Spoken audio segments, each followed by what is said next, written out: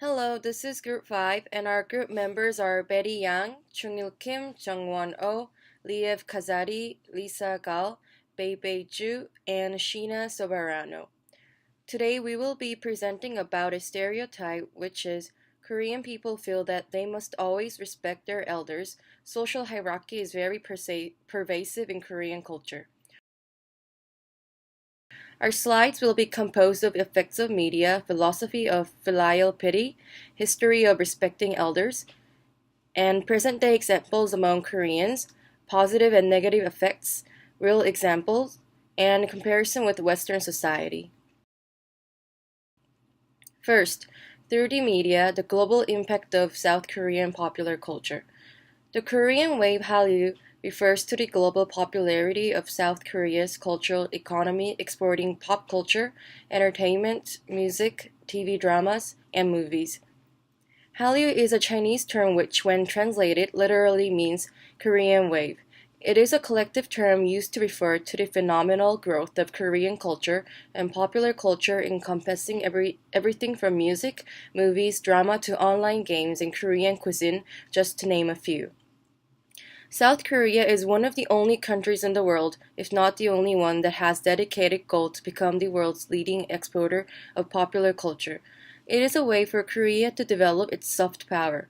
Hallyu first spread to Japan, later to Southeast Asia, and several countries worldwide, where it continues to have a strong impact. In 2000, a 50-year ban on the exchange of popular culture between Korea and Japan was partly lifted, which improved the surge of Korean culture among the Japanese. South Korea's broadcast authorities have been sending delegates to promote their TV programs and culture content in several countries. Over the last 2 decades, South Korea has become very rich and very futuristic. In 1965, Korea's GDP per capita was less than that of Ghana. Today, South Korea is the world's 15th largest economy.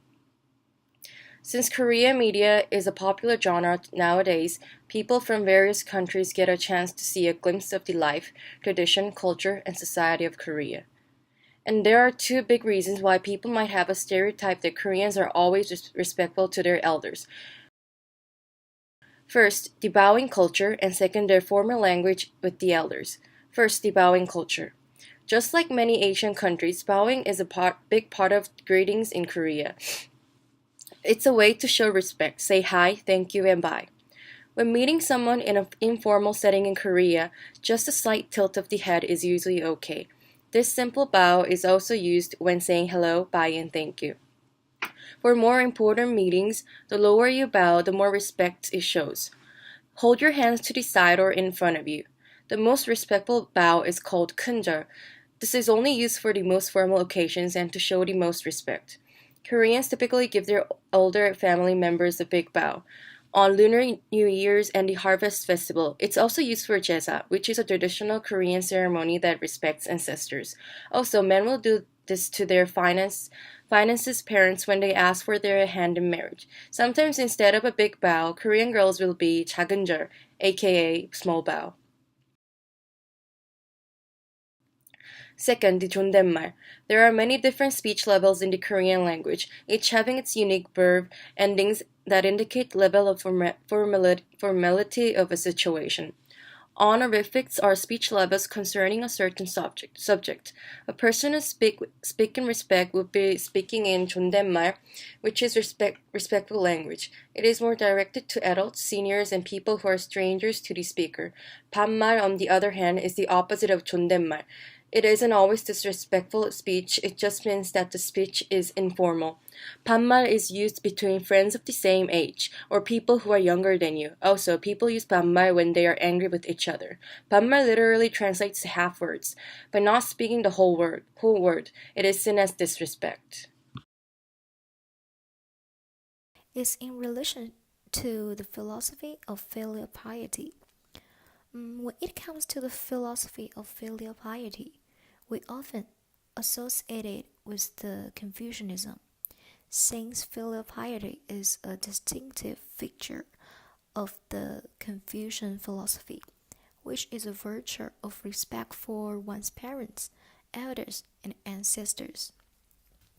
The character Xiao, which is shown on the top of this page, is a combination of the character Lao, that means the old, above the character Zi, which means son, which is an elder being carried by a son.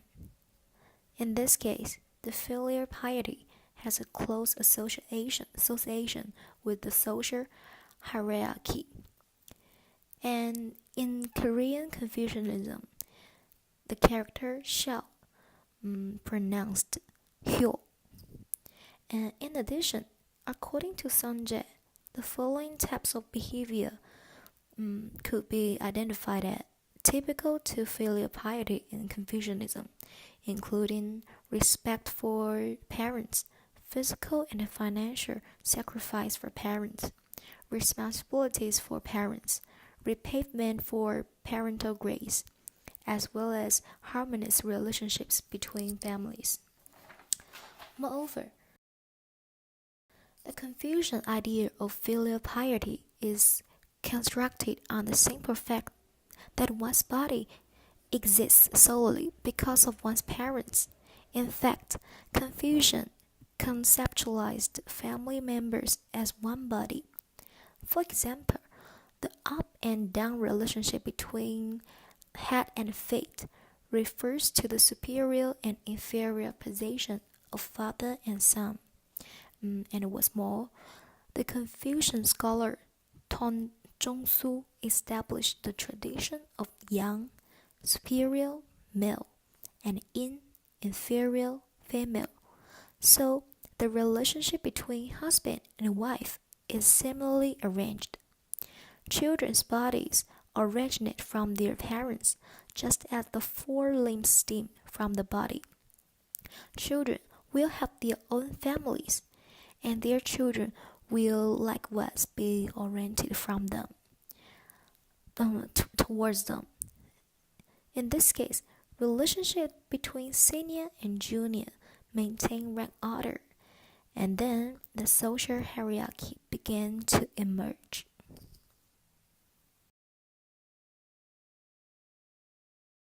In Chinese was first promoted within the Han Dynasty period when Confucianism was established.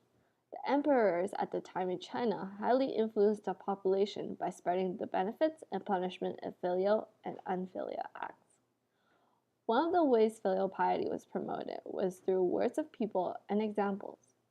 One of the books called 24 Exemplars of Filial Piety contains 24 stories of filial acts are beneficial in regards to voluntary filial acts. Taking one of the story per se was the 13th story in the book spoke of a person named Guoju. Guoju had his own son and wife to raise. However, with the struggle of economics within family, Guoju wished to bury his son and lessen the burden of the family to raise his mother. However, he found gold while digging the hole that he was going to bury his son in. To believe that you are always rewarded for your filial acts. With active influences and promotion, the act of Xiao ingrained into the Eastern identity and culture, where unfilial acts are shameful when done, and filial acts is expected from you at all times. Quite similar to Chamiao. One of the major reasons why filial piety was so highly anticipated by the emperors of China is because of how closely it is related to Confucianism. There has been multiple text support from the learning of Confucianism that the emperor wanted to follow through with the orthodoxy. Xiao is also supported by some religious beliefs of Buddhism and Taoism with some text support. Aside from the background of Xiao, another reason why it became such a great influence is also due to the top-down influences at the time, a strategy from the emperors. The emperor in the Han Dynasty ordered the erudite at the time to teach Xiaojing within all fields of education as a requirement. And Xiaojing is also called Classics of Filial Piety. And this ritual continued into the 20th century in China. Moving forward to the relationship between Xiao and Korea, looking at that map, you can see that Korea and China are quite short of a distance. And at the time, there was a region in Korea which was also highly influenced by the Chinese culture. Of course, Korea didn't exactly have their identity constructed at the time, and influence of Confucianism and Buddhism was adapted by then. Korea. Only until the 19th century, where Western civilization invaded the eastern regions. And from class lectures, we know that Korea have constructed their own hybrid type of nationalism and identity after that. But why is filial piety still continue to be adapted into present-day Korea? There are several reasons, and one of them being the modernization changes coming in, and with the older generation struggling with the changes, filial piety is reinforced.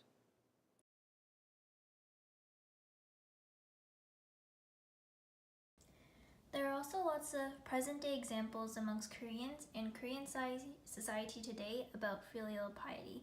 One example is 존댓말, which is formal speech. This was mentioned previously in this PowerPoint, but there are essentially lots of proper suffixes, prefixes, variations, and phrases to express formality to elders.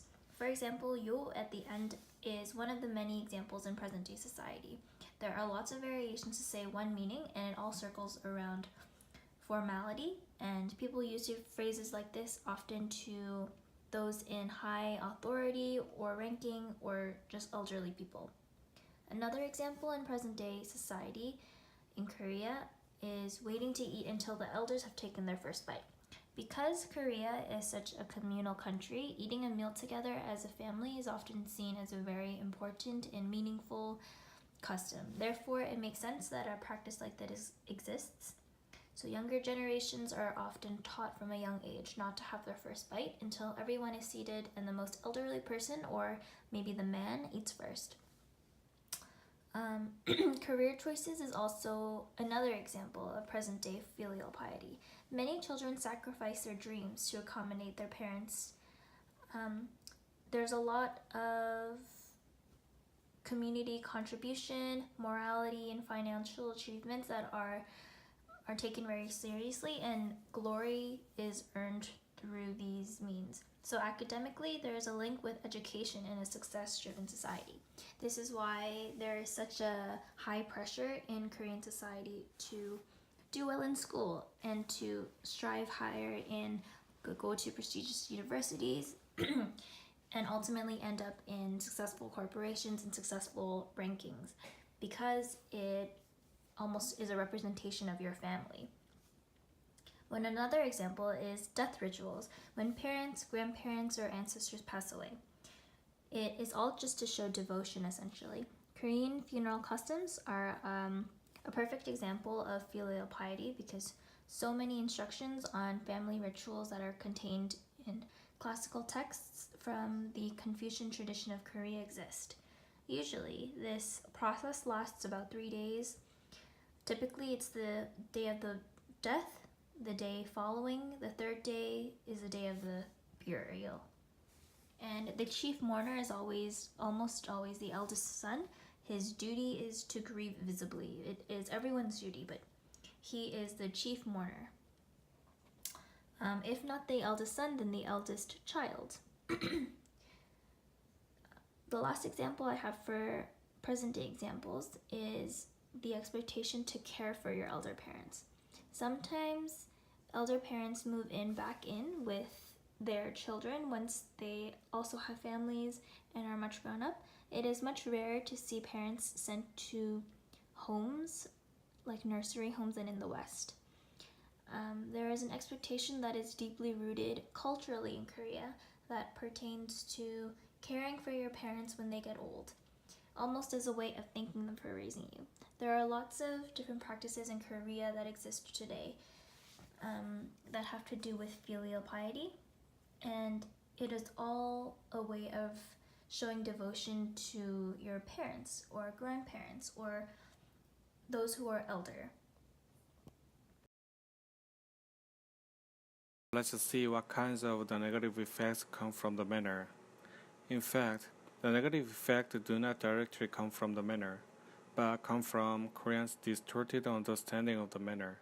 The manner states that the youngers must always respect the elders.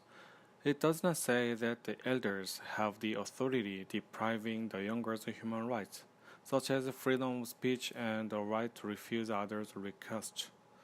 The negative effects found in the research are mostly resulted by those misunderstanding and misuse of the manner.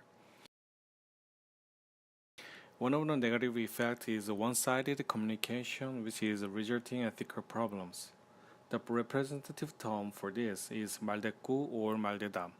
The term means that if some elder argues something and some younger does not agree with it and gives some different opinion, then the elder rebukes the younger by saying that the younger has no manner. In fact, it does not become an ethical problem if the dispute ends right at that point. But in some cases, it goes further. Some elders insult or use violence against the younger. The actual examples for this can be easily found by searching the keywords such as 말대답 and violence in Korean news.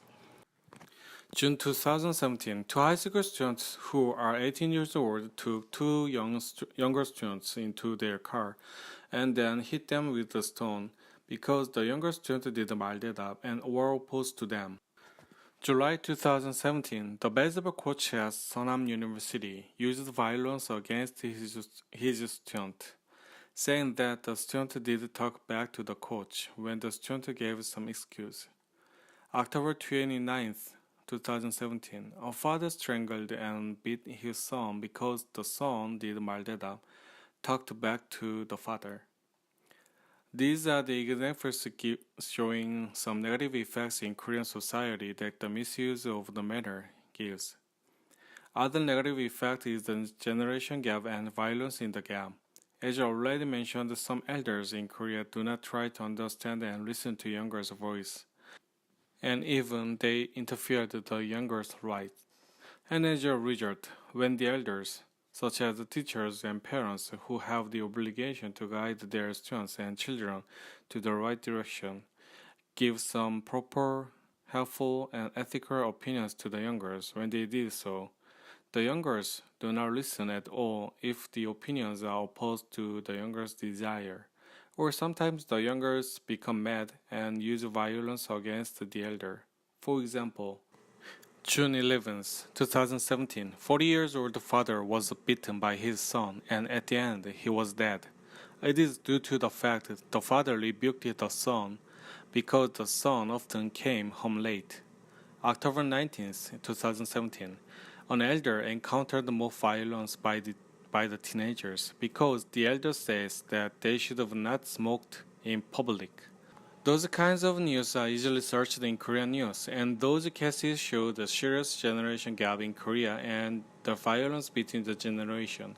Of course, the examples did so far do not mean that the manner always causes those negative effects. However, the examples show some several possible negative effects of the manner to Korean society.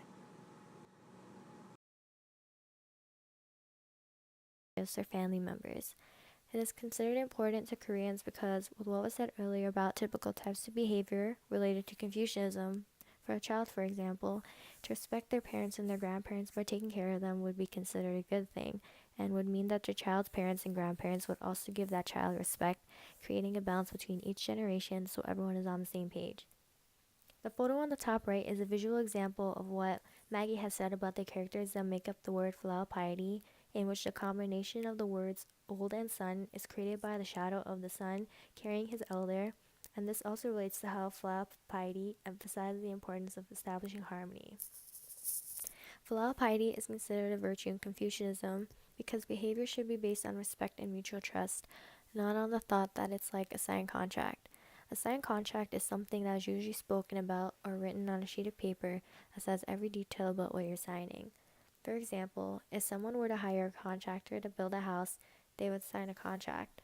For filial piety, you don't sign a written contract or shake someone's hand to agree to fulfilling the deeds of taking care of the older generations. You would take care of your parents or your grandparents because you feel like you should. You feel like it is the right thing to do because you respect them and they trust you to be the ones to take care of them as they get older. This is why it's considered a virtue, because it is something that you do out of the goodness of your heart. Children also learn that they are supposed to take care of their parents because they see that their parents are taking care of their grandparents and are taking on financial responsibilities if their grandparents need any help with that. They learn that when they are older, they should also teach their children that they should also take care of them when they get old and their grandparents as well. So they are taught the rules on how they should behave. The photo on the bottom right is a representation of the child taking care of their parent, who's also taking care of their parent. Filial piety also emphasizes mutual support within the family. This kind of relates to how filial piety establishes harmony in familial and social relationships for family members, because if a child doesn't take care of their parent, it would throw the family off balance since there's one person that's not fulfilling their role. And this would also bring dishonor in a sense to the family, because filial piety brings honor to a family when everyone is cooperative and there is mutual respect between all family members. A child that is unable to fulfill the role of a caretaker for his parents will be looked at through his parents, because his parents are supposed to be the ones to teach him how to take care of his elders and were unable to do that. This also emphasizes the love towards parents that is shown without showing emotions, because emotions can change, and because emotions can change, that means the love towards parents can change, and that is not necessarily true. Someone can be mad at a parent, but still love them even though their emotions seem otherwise. Filial piety is lastly an essential norm to have the Korean nuclear family run smoothly because of the feeling of mutual respect and support that keeps the family together. Comparison with Western society. So there is no doubt that ranking is one of the key points in Korean culture. The system in which people or a group of people are ranked on above the others according to their status or authority is well known in the culture. From school to work or even between family members, Korean address others according to the status. So one of the primary rule in Korean society is to respect the elders. So this part will be focusing on the difference between Western culture and Korean culture when it comes to respecting their elders. So the first key point of this presentation will be grammar. So the verbs, words. So in Western society, in Western culture, we do not have specific words that we use for elders. So we will just say like hi, hey, how you doing, but like politely. But we won't have the specific list of verb to use when speaking to elders. In Korean culture, however, words are important. So there are a few main words that you use when you speak to an elder person. So for example, if you want to ask the elder person, oh, did you eat, or what do you want to eat, or whatever, the main word is 먹다. Sorry for my pronunciation. So the general verb that they use is 먹다. If you speak to another person, you'll have to say 드시다. If the same thing, if you want to ask the elder, oh, did you sleep, the common verb, general verb will be 자다. However, if you speak to an elder person, you will say 주무시다. So there's a list of verbs that Koreans have to know, and they need to also know when to use it. So which one are for elders when it's like really formal and you have to be really respectful. The second point will be how to address them. So in Western cultures,